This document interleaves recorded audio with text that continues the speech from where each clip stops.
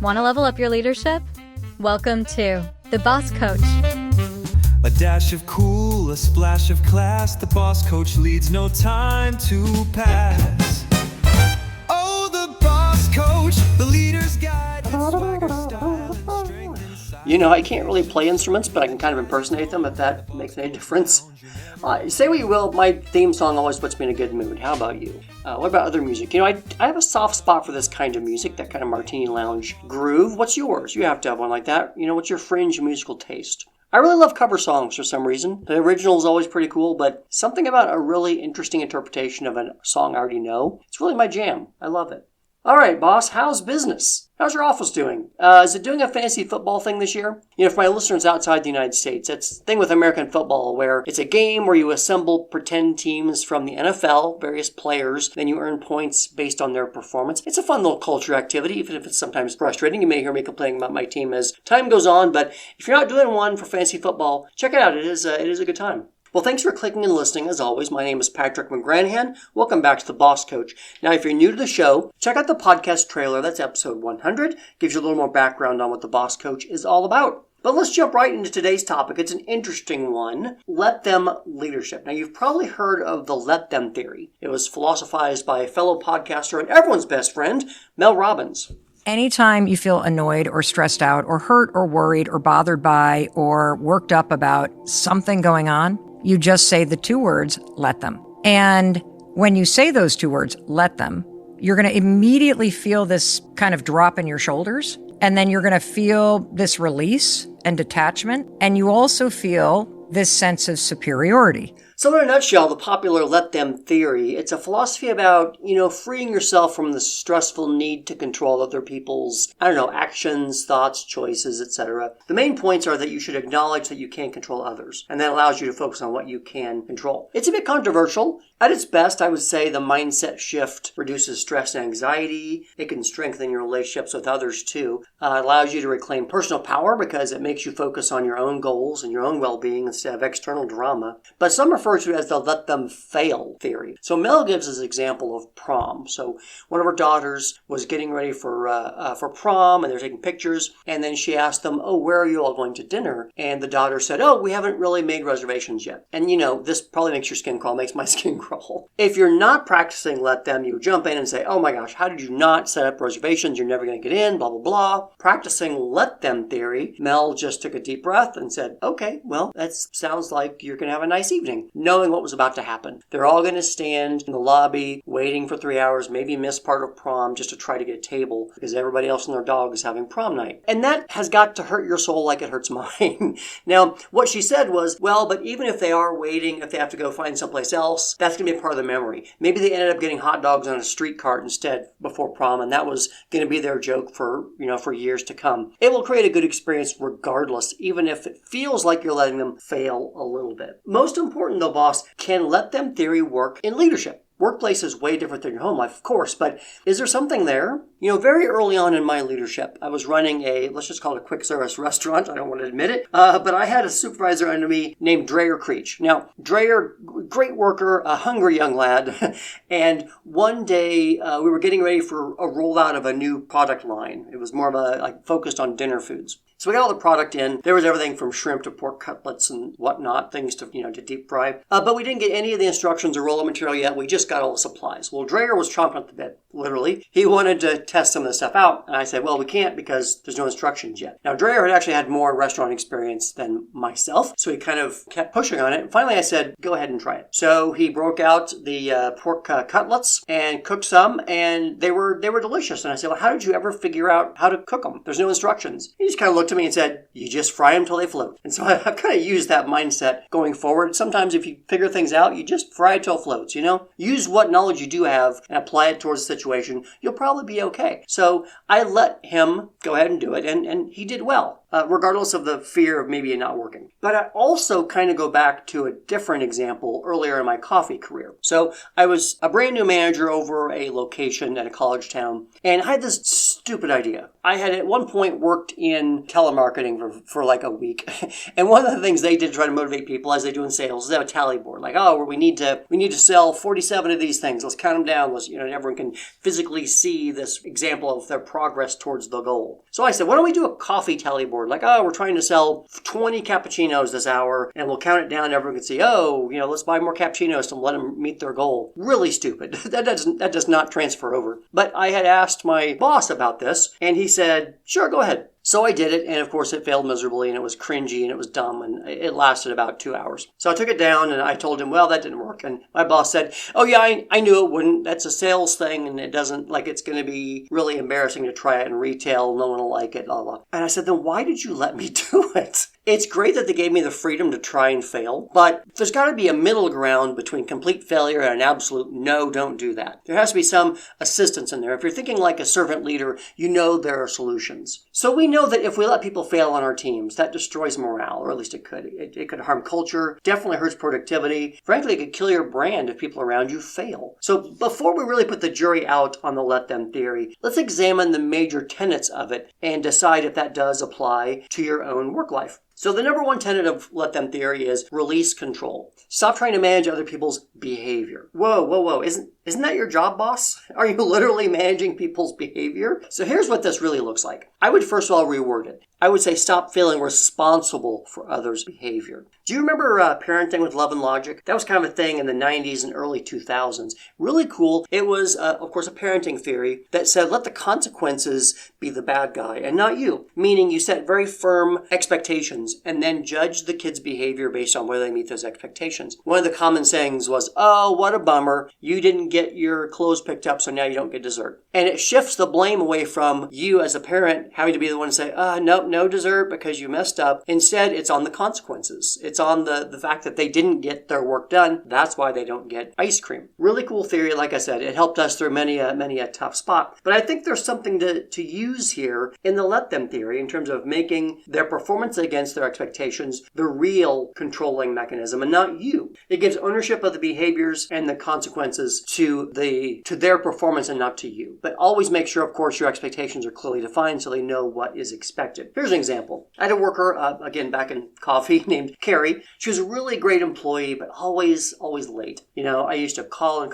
her. She'd finally wake up, come in an hour later, whatever. I took a lot of flack from the rest of the team for it because they had to stay late and they got overworked because Carrie didn't show up. When she showed up, she was impeccable. She was the best. But getting her there was the tough thing. It was a big pain for me. I was trying to control her behavior, and it was a nightmare. So instead, I took a different approach. We looked at the rules of conduct, and I said, Carrie, you get 3 strikes. You're late 3 times. By the codes of conduct, I'll need to let you go. So she understood, and sure enough, she made it to number 3. And I said, well, what a bummer, Carrie. This is your 3rd time since we talked about it. And now we have to terminate you. Your last day is now. We'll pay you through the end of the day, etc. Got really upset, but you know what? The rest of the team was happy that they didn't have to cover for her anymore. So it did help, in this case, the morale to enforce it and to kind of be the bad guy. But again, the bad guy was the consequences of her actions and not me. So that took a lot of pain and suffering off myself. All right, the second tenet of let them is embrace acceptance. That means accept that people will make their own choices, even if those choices differ from what you may want or expect. Boy, this is a tough one for me.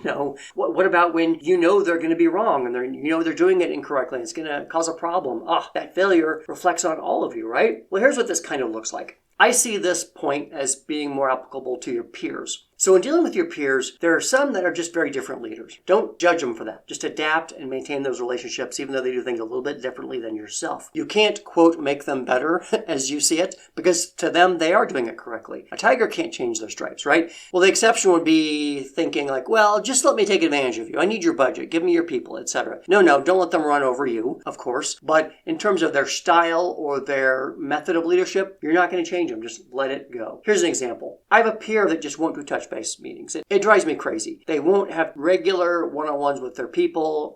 They have some communication problems. I've tried to sell them on it. Their team has attrition. I've tried to point out, but they just won't do it. It's against their philosophy or whatever. I need to accept that. Let them make their own choices. Does it really affect me? No. I mean, it affects the company, but still, I've got to stop taking that personally. And it's really liberating, actually, to not have to worry about that. I'm not in charge of them. And even if I was, this is their behavior, not mine. But again, don't accept poor behavior that affects you. If it doesn't affect you, just, let them be themselves. I'm okay with that. The third tenet of let them is reclaim your energy. That means stop wasting your energy on external situations and redirect it towards your own personal goals and fulfillment. This means stop taking the actions of others personally. Here's a great example. If you've ever heard that, I'm sure you have, one of the most famous podcasts out there, Smartless, one of the hosts, Will Arnett, he said this really smart thing as it relates to parenting. And it says you can't take it personally. What that means is their behavior is who they are. You can only influence who they are to a certain point. After that, their own unique personality, their own way of doing things shines through. It does not mean you did anything wrong. It does not reflect on you. They are your child, but you can't control everything about them. And again, very, very liberating. So here's what this looks like. Let's say you have a report and they're supposed to present at a meeting and they do just kind of a so-so job. The solution there is help them do better next time, but don't spend a lot of energy fretting about, oh my gosh, now they hate me. Now everyone's judging me. It was a small failure, okay? We have this saying at work, don't fail at scale. Make some small mistakes in safe places, scrub it, clean it up, and then make sure you succeed at scale instead of failing. Here's an example. So I've given many specific goals to one of my teams, and each one of them have a different one for the year of 2025. Some are really on top of it. They've got updates, they're tracking their projects, they're doing a great job, and others really haven't done much of anything about it. And it's kind of bugging me. I gave this to them, and I specifically said, I am not going to ride you on this. I'm going to just see what you've done by the end of the year. And I can't waste my energy trying to worry and micromanage about whether they're doing this. If they do it, that's wonderful. They're going to probably be compensated more for that. If they don't do it, it sucks. They may not get as big of a bonus or maybe not promoted. But that's not my thing to worry about. The consequences of their action and behaviors is the bad guy, not me. That removes the stress of me having to come out and say, well, you don't get a bonus because you didn't do your job. It's very, very clear why there may be consequences, and that's the bad guy. All right, finally, the fourth big tenet of Let Them is understand the cost of control. Recognize the exhausting effort of trying to control others, and that frees you up from that cost of control. It helps you prioritize your own peace over stressing about them. Loosen the grip, lessen the stress. That's really the takeaway here. And what's the worst thing that they do? They fail a little. Who cares? Nothing burned down. No one died. This just means it's an opportunity for improvement. Here's also what this looks like. Let's say that you're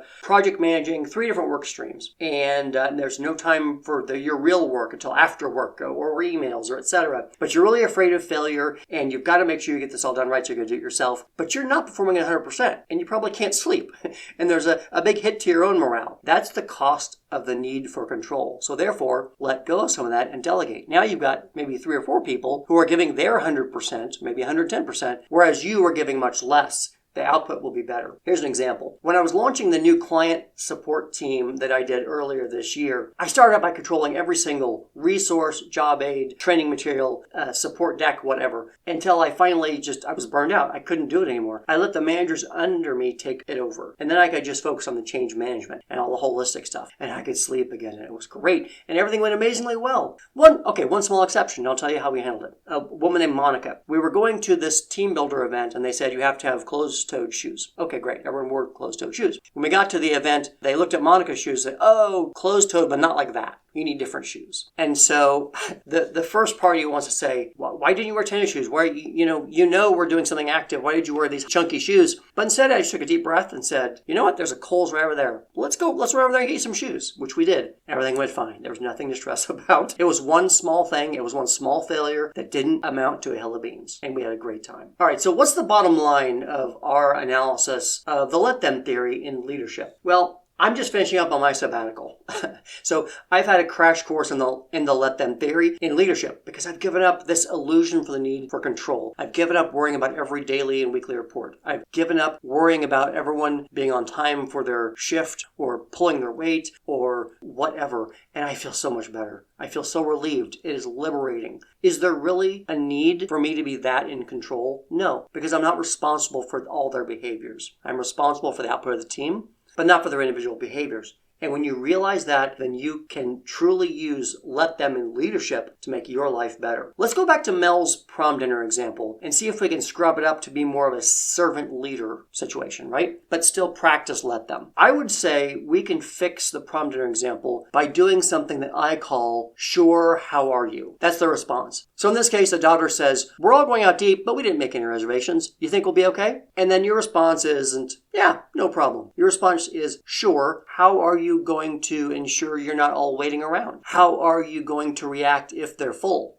Just give them one small follow-up that makes them think a little bit harder, and I think it'll turn out well. I think in that case, her daughter would have said, oh, you know what, you're right. I bet instead we can get in over at blank. I'm going to tell everybody that we're going to try a different restaurant or whatever. Let them think about it just a little bit more. That means you've given them just a little more direction. That'll make you feel better, but you've given up the responsibility for whatever the outcome is. You've helped a little, but still, they get the benefits of let them. You said yes, but here's this one little thing. So remember, sure, how? That's the way you answer this. Sure, how? So here's what you can do right now to employ let them leadership. Next time you're tempted to say no, try the sure how. Okay, so let's say someone says, hey, can I take a week off? Sure. How are you going to coordinate coverage for your work? Hey, can I take over this project? Sure. How are you going to enforce the timely deliverables? So just give them that one little bit to make sure they're thinking it through, to give them a little guidance. Don't just turn them out into the woods, but give them a little bit of direction so they can go out and do it themselves. So you can let them. I'm going to call this the let them win theory. And I think in terms of leadership with let them theory, it will help you level up your skills. All right, that was a lot to talk about, but thank you for your time. I'm Patrick McGranahan, the Boss Coach. Make sure to thumbs up and follow so you get notice of new episodes. As you see, we've got quite a few out there, so check them out. I really like it when you forward them to friends. I'm getting a lot more followers that way. Help spread the word. I really, really appreciate it. Give me your comments too. Give me your suggestions for future episodes. I like those because we are on this journey together. So until then, I'll see you next time on The Boss Coach. Back to work, boss. I gotta be me. I gotta be me. What else can I be? Thank you for joining us today for The Boss Coach, hosted by Patrick McGranahan. We'd also like to thank our associate producer, Hannah, and consulting contributor, Stephanie. Original music provided by Sono AI Studio. All statements and opinions by our host and guests are solely their own observations and may not reflect those of their contemporaries or employers. Please check out other episodes of The Boss Coach for more valuable opportunities to level up your leadership. Until next time, I am your announcer, Ava. Have a great day, and as always, lead with your heart.